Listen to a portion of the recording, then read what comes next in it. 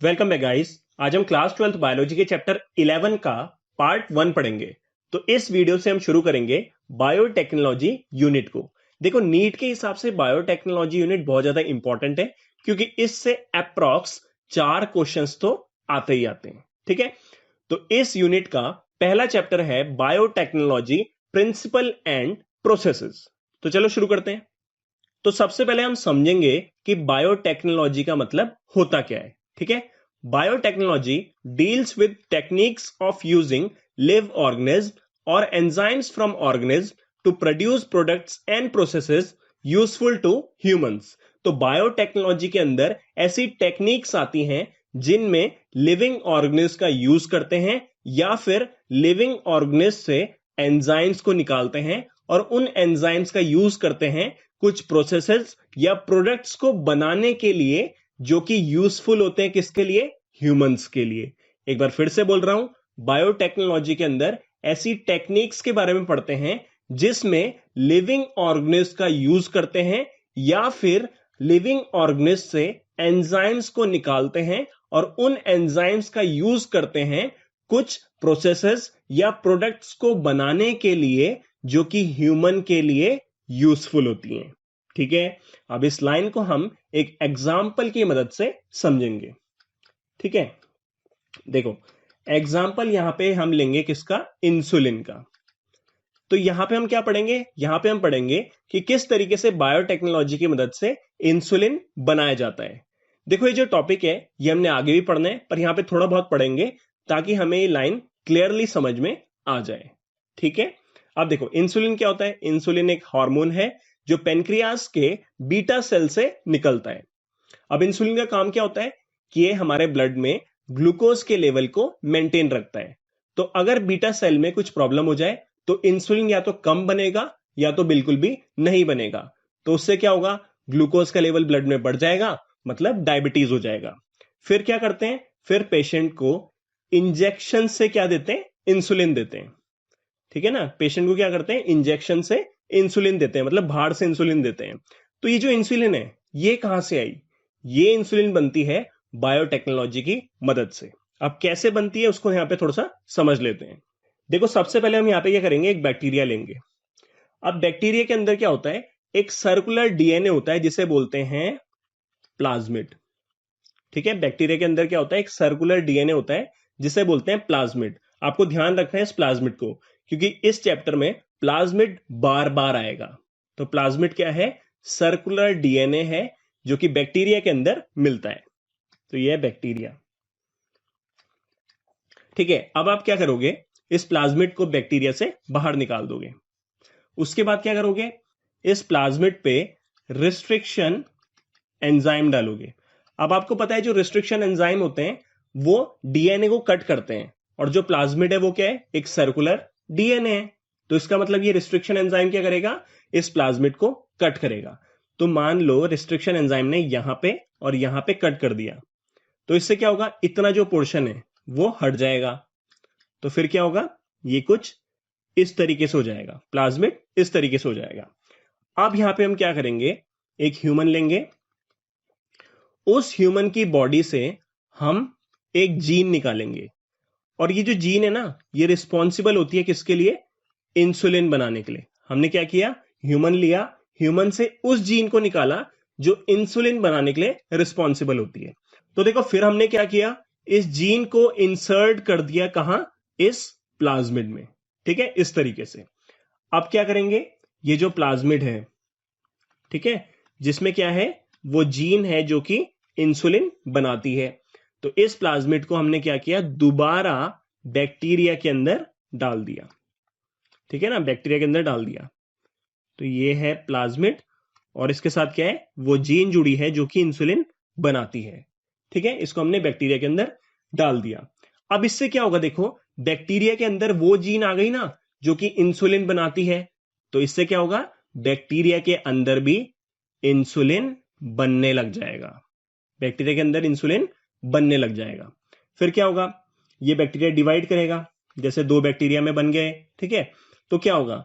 जो प्लाज्मिड है वो भी क्या करेगा? डिवाइड करेगा, है ना। प्लाज्मिड भी क्या है? डिवाइड करेगा। तो फिर क्या होगा?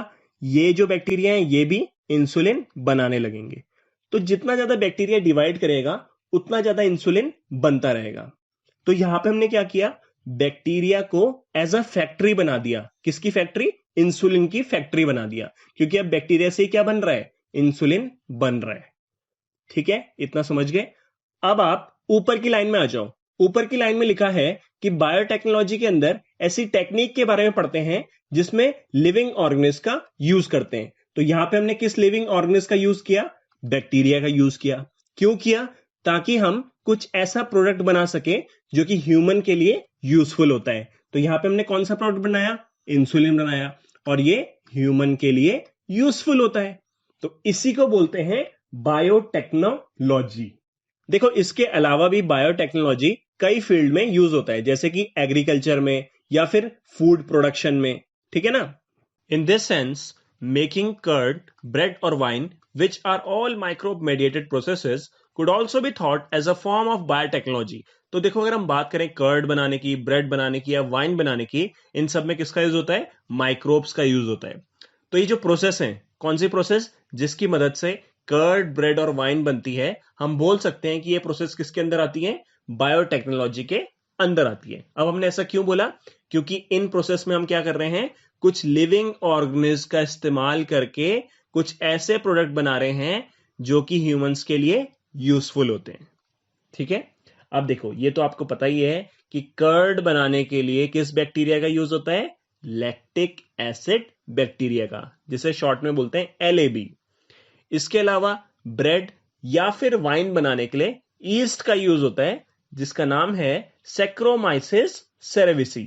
ठीक है, ये माइक्रोब्स वाले चैप्टर में आपने पढ़ लिया था। देखो, माइक्रोब्स वाले चैप्टर का मैंने ना वीडियो बना दिया है, अगर आपने नहीं देखा है तो वो आई बटन में आपको मिल जाएगा।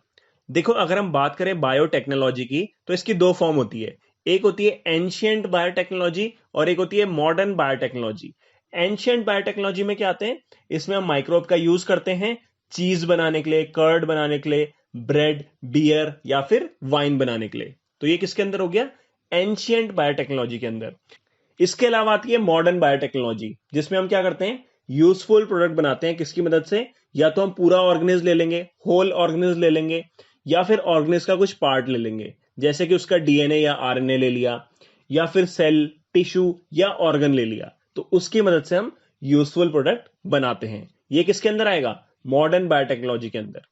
तो बेसिकली हमने जो शुरू में पढ़ा था कि हमने क्या बनाया था? ह्यूमन इंसुलिन बनाया था ना, वो बैक्टीरिया की मदद से। वो किसके अंदर आएगा? मॉडर्न बायोटेक्नोलॉजी के अंदर।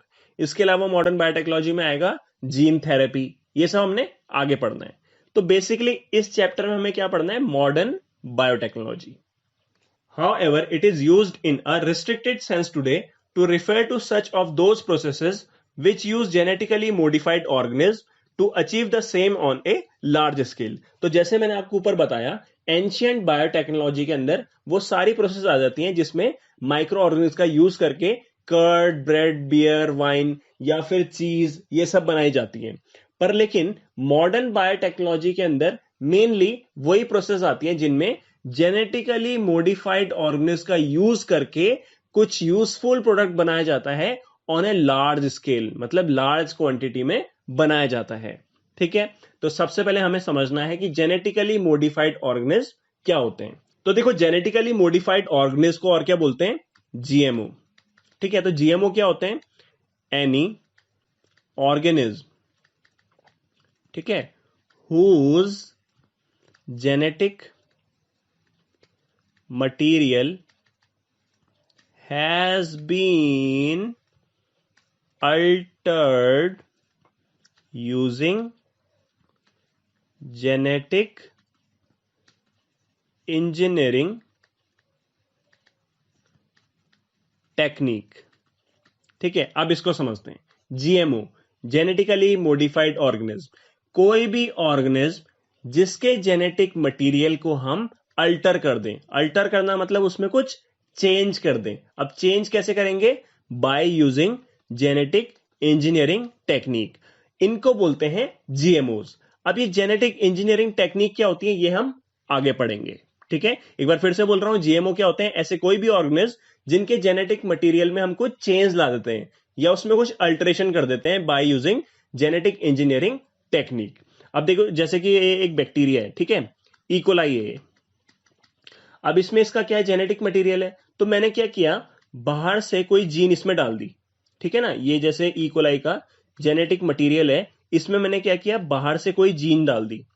तो फिर ये जो बैक्टीरिया है ये क्या हो गया, जीएमओ हो गया, जेनेटिकली मॉडिफाइड ऑर्गेनिज्म हो गया, क्योंकि इसमें मैंने क्या किया, इसके जेनेटिक मटेरियल को अल्टर कर दिया। या मैं क्या कर सकता हूं, इसका जो जेनेटिक मटेरियल है उसमें जो सीक्वेंसेस हैं उसको मैंने थोड़ा चेंज कर दिया किसी तरीके से, तो वो भी फिर क्या कहलाएगा, GMO. Further many other processes techniques are also included under biotechnology. तो ऊपर हमने पढ़ा है कि बायोटेक्नोलॉजी में ऐसी प्रोसेस आती है जिनमें जेनेटिकली मॉडिफाइड ऑर्गेनिज्म का यूज करते हैं। उसके अलावा भी कई और डिफरेंट टाइप की प्रोसेसेस और टेक्निक्स हैं जो कि बायोटेक्नोलॉजी में आती हैं। जैसे एग्जांपल यहां पे दिया है, for example in vitro fertilization leading to a test tube baby. तो इन विट्रो फर्टिलाइजेशन क्या होता है, बाहर, बॉडी से बाहर फर्टिलाइजेशन कराना, जिसकी वजह से क्या बनता है, टेस्ट ट्यूब बेबी बनता है। ये टेक्निक भी किसके अंदर आती है, बायोटेक्नोलॉजी के अंदर। Synthesising a gene and using it. तो अगला एग्जांपल क्या है, जीन को सिंथेसाइज करो फिर उसको यूज करो। तो ये टेक्निक भी किसके अंदर आती है, बायोटेक्नोलॉजी के अंदर आती है। अब देखो यार, मेरा मन कर रहा है कि मैं इसको ना एक्सप्लेन करूं, क्योंकि यार ये बहुत अच्छी चीज है, इंटरेस्टिंग है, समझ लेते हैं। तो ये क्या है, जीन सिंथेसिस, ठीक है। जीन सिंथेसिस का मतलब होता है कि आर्टिफिशियली हम क्या कर रहे हैं, जीन को कंस्ट्रक्ट कर रहे हैं, ठीक है, या फिर सिंथेसाइज कर रहे हैं और उसके बाद उसको यूज कर रहे हैं। तो ये देखो बहुत ही अच्छा एग्जांपल है यार, बहुत बढ़िया एग्जांपल है। यहां पे एक साइंटिस्ट हैं, जे किएसलिन, ठीक है, जे किएसलिन, ये यूएसए के साइंटिस्ट हैं। इन्होंने बहुत ही बढ़िया काम किया। यहां पे इन्होंने क्या किया, एक जीन को सिंथेसाइज किया, ठीक है, एक जीन को क्या किया उन्होंने, सिंथेसाइज किया। उसके बाद क्या किया, एक बैक्टीरिया लिया, कौन सा, इकोली, एस्केरिशिया कोली। फिर उन्होंने क्या किया, ये जो जीन सिंथेसाइज करी थी इसको इस ई कोलाई के अंदर डाल दिया। तो इससे क्या हुआ, ये जीन आ गई इस ई कोलाई के अंदर। फिर इस जीन ने कुछ एंजाइम बनाया, ठीक है। तो जब इस जीन ने कुछ एंजाइम बनाया तो इस एंजाइम की बनने की वजह से क्या हुआ, इस ई कोलाई के अंदर कुछ न्यू मेटाबॉलिक रिएक्शंस शुरू हो गई, ठीक है। फिर से बोल रहा हूं, जे किएसलिन एक साइंटिस्ट थे जिन्होंने जीन को सिंथेसाइज किया, फिर इस जीन को ई कोलाई बैक्टीरिया के अंदर डाला। फिर इस जीन ने क्या किया, ई कोलाई बैक्टीरिया के अंदर एंजाइम प्रोड्यूस किया, और इस एंजाइम की बनने की वजह से क्या हुआ, इस ई कोलाई के अंदर कुछ नई मेटाबॉलिक रिएक्शंस स्टार्ट हो गई। अब जब ये मेटाबॉलिक रिएक्शंस खत्म हुई तो इससे जो प्रोडक्ट मिला उसका नाम क्या था, उसका नाम था आर्टिमिसनिन। क्या था, आर्टिमिसनिन। अब ये आर्टिमिसनिन क्या होता है, आर्टिमिसनिन देखो क्या होता है, एक ड्रग होती है जो कि मलेरिया के अगेंस्ट यूज होती है, ठीक है ना। तो ये क्या हो गई, एंटी मलेरियल ड्रग हो गई, ठीक है। ये क्या हो गई, एंटी मलेरियल ड्रग। अब ये स्पेसिफिकली किसके अगेंस्ट काम करता है, ये काम करता है प्लाज्मोडियम फेल्सीपैरम के अगेंस्ट, ठीक है ना, प्लाज्मोडियम फेल्सीपैरम के अगेंस्ट ये काम करता है। तो इससे फायदा क्या हुआ, देखो अगर ये जीन सिंथेसिस, ये जो टेक्निक है ये बायोटेक्नोलॉजी के अंदर है, तो इसका मतलब इससे ह्यूमन को कुछ ना कुछ फायदा मिला है।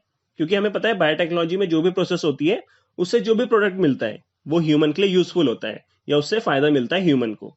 तो फायदा क्या मिला, फायदा ये मिला कि जो पहले आर्टेमिसनिन का प्रोडक्शन होता था उसकी कॉस्ट बहुत ज्यादा थी, पर इस तरीके से आर्टेमिसनिन को प्रोड्यूस करने से क्या हुआ, जो कॉस्ट है वो काफी कम हो गई। Developing a DNA vaccine. अब देखो डीएनए वैक्सीन का डेवलपमेंट ये भी किसके अंदर आता है, बायोटेक्नोलॉजी के अंदर आता है। ये सब हम क्यों पढ़ रहे हैं, ताकि हमें पता चले कि जो बायोटेक्नोलॉजी है वो हमारे लिए बहुत ज्यादा इंपॉर्टेंट है, ठीक है। चलो फटाफट समझ लेते हैं डीएनए वैक्सीन क्या होता है, ठीक है। देखो नॉर्मली वैक्सीन क्या होता है, एक ऐसे इंजेक्शन रहता है, उसके अंदर क्या रहता है, एंटीजन रहता है, ठीक है। फिर इस एंटीजन को क्या करते हैं, किसी की बॉडी में इंजेक्ट कर देते हैं।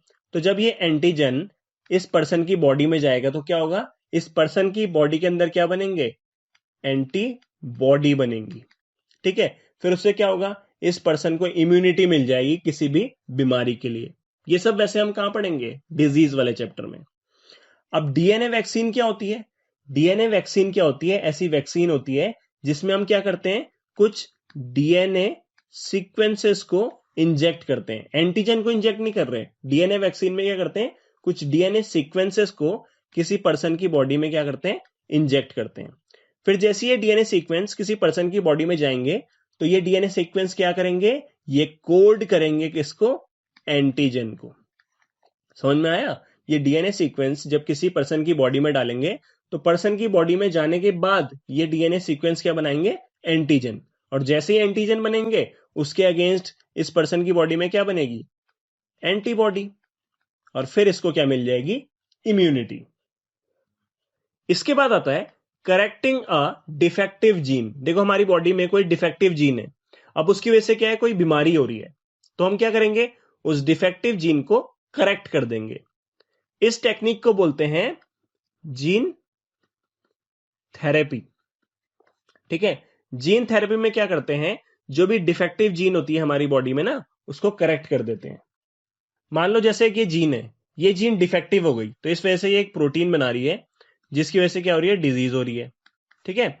अब हमने क्या किया, जीन थेरेपी की मदद से इस डिफेक्टिव जीन को करेक्ट कर दिया। तो करेक्ट होने से क्या होगा, ये प्रोटीन नहीं बनेगा, प्रोटीन नहीं बनेगा तो डिजीज नहीं होगी। Are all part of biotechnology. तो जितना भी हमने एग्जाम्पल यहां पे पढ़ा वो सब किसके अंदर आता है, बायोटेक्नोलॉजी के अंदर आता है। The European federation of biotechnology, जिसको शॉर्ट में बोलते हैं EFB, has given a definition of biotechnology that encompass both traditional view and modern molecular biotechnology। तो देखो जो यूरोपियन फेडरेशन ऑफ बायोटेक्नोलॉजी है उसने ट्रेडिशनल व्यू और मॉडर्न मॉलिक्यूलर बायोटेक्नोलॉजी को साथ लेके बायोटेक्नोलॉजी की एक नई डेफिनेशन दी। देखो ट्रेडिशनल व्यू का मतलब क्या है, एंशियंट जो बायोटेक्नोलॉजी थी जो कि हमने पीछे डिस्कस कर लिया था, और मॉडर्न मॉलिक्यूलर बायोटेक्नोलॉजी जो कि नई बायोटेक्नोलॉजी है, ये भी हमने डिस्कस कर लिया था। तो ये जो EFB है इसने इन दोनों को साथ लेके बायोटेक्नोलॉजी की एक नई डेफिनेशन दी। तो देखो डेफिनेशन में क्या बोला है, biotechnology is the integration of natural science and organism. तो बायोटेक्नोलॉजी क्या है, इंटीग्रेशन। इंटीग्रेशन मतलब ब्रिंगिंग टुगेदर या फिर साथ में। तो बायोटेक्नोलॉजी में क्या आती है, नेचुरल साइंस भी आती है और ऑर्गेनिज्म भी आते हैं। फिर क्या बोला उसने, ऑर्गेनिज्म के जो सेल्स हो गए या सेल्स के जो पार्ट हो गए या जो मॉलिक्यूलर एनालॉग हो गए। मॉलिक्यूलर एनालॉग क्या होते हैं, डीएनए या फिर आरएनए। तो ये सब मिलके क्या करते हैं, कुछ प्रोडक्ट या फिर सर्विसेज देते हैं जो कि ह्यूमन के लिए यूजफुल है। फिर से बोल रहा हूं, बायोटेक्नोलॉजी क्या है, इंटीग्रेशन। इंटीग्रेशन मतलब ब्रिंगिंग टुगेदर या फिर साथ में। साथ में क्या है, नेचुरल साइंस और ऑर्गेनिज्म। फिर क्या है, ऑर्गेनिज्म के सेल या फिर सेल के कुछ पार्ट या फिर मॉलिक्यूलर एनालॉग जैसे डीएनए या आरएनए। तो ये सब मिलके क्या करते हैं, कुछ प्रोडक्ट बनाते हैं या कुछ सर्विसेज देते हैं जो कि ह्यूमन के लिए यूजफुल है। तो देखो अभी तक जो कुछ भी हमने पढ़ा वो सिर्फ क्या था, इंट्रोडक्शन। मेन चैप्टर तो यहां से शुरू होगा। इसमें पहला टॉपिक है प्रिंसिपल्स ऑफ बायोटेक्नोलॉजी। इसमें हमें क्या पढ़ना है, among many the two core techniques that enable birth of modern biotechnology are. देखो कई सारी टेक्निक है, उनमें से दो मेन टेक्निक्स हैं जिसकी वजह से मॉडर्न बायोटेक्नोलॉजी ने जन्म लिया। तो पहली टेक्निक क्या है, जेनेटिक इंजीनियरिंग। इसमें हमें क्या पढ़ना है, techniques to alter the chemistry of genetic material DNA and RNA. तो देखो जेनेटिक इंजीनियरिंग के अंदर हम क्या पढ़ते हैं, ऐसी टेक्निक जिसकी मदद से हम क्या करते हैं, किसी भी जेनेटिक मटेरियल की केमिस्ट्री को अल्टर करते हैं या फिर चेंज करते हैं। फिर क्या करते हैं, to introduce these into host organism. देखो हमने क्या किया, एक टेक्निक का इस्तेमाल किया जिसकी मदद से हमने जेनेटिक मटेरियल की केमिस्ट्री को चेंज किया। फिर इस जेनेटिक मटेरियल को हमने क्या किया, होस्ट ऑर्गेनिज्म में इंट्रोड्यूस कर दिया। उसके बाद क्या हुआ, एंड दस change the phenotype of the host organism. और इसकी वजह से क्या हुआ, जो होस्ट ऑर्गेनिज्म था उसकी फिनोटाइप में चेंज आ गया। इसको समझते हैं। देखें सेंट्रल डॉगमा आपने पढ़ा है, सेंट्रल डॉगमा में क्या पढ़ा है? डीएनए होता है, ठीक है। डीएनए से क्या बनता है? आरएनए, आरएनए से बनता है प्रोटीन, ठीक है। और प्रोटीन रिस्पॉन्सिबल होता है किसके लिए? फिनोटाइप के लिए, ठीक है ना। फिनोटाइप के लिए कौन रिस्पॉन्सिबल होता है? प्रोटीन। अब देखो यहां पे हमने जेनेटिक इंजीनियरिंग में क्या पढ़ा? हम क्या करते हैं? टेक्निक का इस्तेमाल करते हैं जिससे जेनेटिक मटेरियल की केमिस्ट्री को चेंज कर देते हैं। तो यहां पे हमने क्या किया? एक टेक्निक का इस्तेमाल किया जिसकी मदद से हमने डीएनए की केमिस्ट्री को चेंज कर दिया, ठीक है। तो यहां पे डीएनए चेंज हो गया। अब डीएनए चेंज हो गया तो उससे क्या होगा? आरएनए चेंज हो जाएगा, ठीक है। आरएनए चेंज हो जाएगा तो उससे प्रोटीन चेंज हो जाएगा, और प्रोटीन चेंज हो जाएगा तो इससे फिनोटाइप भी चेंज हो जाएगा, ठीक है ना। तो देखो यहां पे हम क्या करते हैं? सबसे पहले हम क्या करते हैं? टेक्निक का इस्तेमाल करके जेनेटिक मटेरियल की केमिस्ट्री को चेंज करते हैं। फिर इस जेनेटिक मटेरियल को हम होस्ट ऑर्गेनिज्म के अंदर डाल देते हैं। तो उससे क्या होगा? जो होस्ट ऑर्गेनिज्म है उसका फिनोटाइप चेंज हो जाएगा। तो ये किसके अंदर आता है? जेनेटिक इंजीनियरिंग के अंदर। देखो वैसे हम इस जेनेटिक इंजीनियरिंग को एक एग्जाम्पल से बहुत अच्छे से समझ सकते हैं। इस वीडियो की शुरुआत में मैंने इंसुलिन का एग्जाम्पल दिया था, है ना। उसको फटाफट यहां पे कर लेते हैं। देखो ये बैक्टीरिया था, बैक्टीरिया में यहां पे प्लाज्मिड था। प्लाज्मिड क्या होता है? सर्कुलर डीएनए, ठीक है, याद रखना। तो फिर हमने क्या किया? इस प्लाज्मिड को बाहर निकाला था, फिर प्लाज्मिड को कट किया था रिस्ट्रिक्शन एंजाइम की मदद से। फिर उससे क्या हुआ था? प्लाज्मिड कुछ इस तरीके से हो गया था, ठीक है। फिर यहां पे खाली जगह पे हमने क्या डाल दिया था? ह्यूमन जीन डाल दी थी जो कि इंसुलिन बनाती थी। अब देखो ये क्या है? सर्कुलर डीएनए है ना ये प्लाज्मिड। तो इसकी मैंने केमिस्ट्री को क्या कर दिया? चेंज कर दिया ना। कैसे चेंज कर दिया? मैंने इसमें क्या डाल दिया? ह्यूमन जीन डाल दी। तो इस वजह से ये जो प्लाज्मिड है, ये जो डीएनए है, इसकी केमिस्ट्री चेंज हो गई। फिर उसके बाद हम क्या करते हैं? इस डीएनए को या फिर इस प्लाज्मिड को किस में डाल देते हैं? होस्ट ऑर्गेनिज्म में। तो यहां पे होस्ट ऑर्गेनिज्म कौन है? बैक्टीरिया ही है, ठीक है ना। तो हमने क्या कर दिया? इसको किस में डाल दिया? बैक्टीरिया में डाल दिया। ये डाल दिया था बैक्टीरिया के अंदर। और फिर आगे क्या लिखा है? जब हम इसको इंट्रोड्यूस करेंगे होस्ट ऑर्गेनिज्म में तो उससे क्या होगा? होस्ट ऑर्गेनिज्म का जो फिनोटाइप है वो चेंज हो जाएगा। तो यहां पे भी फिनोटाइप चेंज हो गया ना। यहां पे अभी तक बैक्टीरिया के अंदर इंसुलिन नहीं बन रहा था, पर अब यहां पे बैक्टीरिया के अंदर इंसुलिन बनने लगा। तो हो गया ना फिनोटाइप चेंज, ठीक है ना। अब देखो यहां पे थोड़ा सा हमें इसको समझना है, यहां पे है ना। ये जैसे बैक्टीरिया है, अब इस बैक्टीरिया को क्या करते हैं ना? कल्चर में ग्रो करते हैं। ऐसे कल्चर प्लेट होती है, उसमें ग्रो करते हैं। तो जैसे ये बैक्टीरिया है, इस बैक्टीरिया के अंदर वो प्लाज्मिड है, ठीक है, जिसमें ये ह्यूमन जीन है। फिर क्या होगा? ये बैक्टीरिया 2 बैक्टीरिया बन जाएंगे, ठीक है। फिर ये 4 बन जाएंगे। ऐसे करते करते बहुत सारे बैक्टीरिया हो जाएंगे। तो जब बहुत सारे बैक्टीरिया हो जाएंगे तो हमें बहुत सारा इंसुलिन मिलेगा, ठीक है। चलो आगे बढ़ते हैं। तो देखो दूसरी टेक्निक जिसकी वजह से मॉडर्न बायोटेक्नोलॉजी का जन्म हुआ उसका नाम है बायो प्रोसेस इंजीनियरिंग। इसमें हमें क्या पढ़ना है? Maintenance of sterile microbial contamination free ambience in chemical engineering processes to enable growth of only the desired microbe eukaryotic cell in large quantities for the manufacture of biotechnological product like antibiotic, vaccines, enzymes, etc.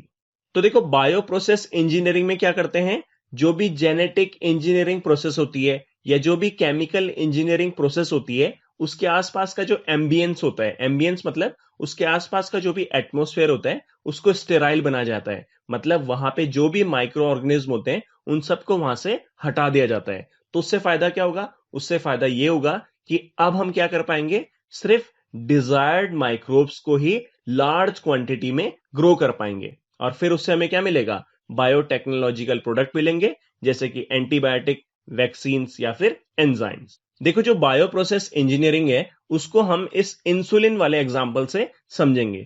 देखो यहां पे हम क्या कर रहे हैं? यहां पे हम सिर्फ उन्हीं बैक्टीरिया को ग्रो कर रहे हैं जिनमें क्या है? ह्यूमन जीन प्रेजेंट है। मान लो यहां पे कुछ और बैक्टीरिया हैं, ठीक है, या कोई भी यहां पे माइक्रो प्रेजेंट है। तो अगर हम इनको नहीं हटाएंगे, मतलब यहां पे हम स्टेराइल इन्वायरमेंट नहीं बनाएंगे, तो उससे क्या होगा? ये जो अनवांटेड बैक्टीरिया हैं या जो अनवांटेड माइक्रोब्स हैं ये भी यहां पे ग्रो करने लग जाएंगे। तो इससे क्या होगा? जो हमारा प्रोडक्ट है वो शायद कंटैमिनेट हो जाए, खराब हो जाए, हमें प्योर प्रोडक्ट ना मिले। इसलिए हम क्या करते हैं, बायो प्रोसेस इंजीनियरिंग में जो भी आसपास का एनवायरनमेंट होता है वहां से बाकी बैक्टीरिया या माइक्रोब्स को रिमूव कर देते हैं, ताकि जो हमारे डिजायर्ड माइक्रोब्स हैं सिर्फ वो ही ग्रो कर सकें। Bye bye.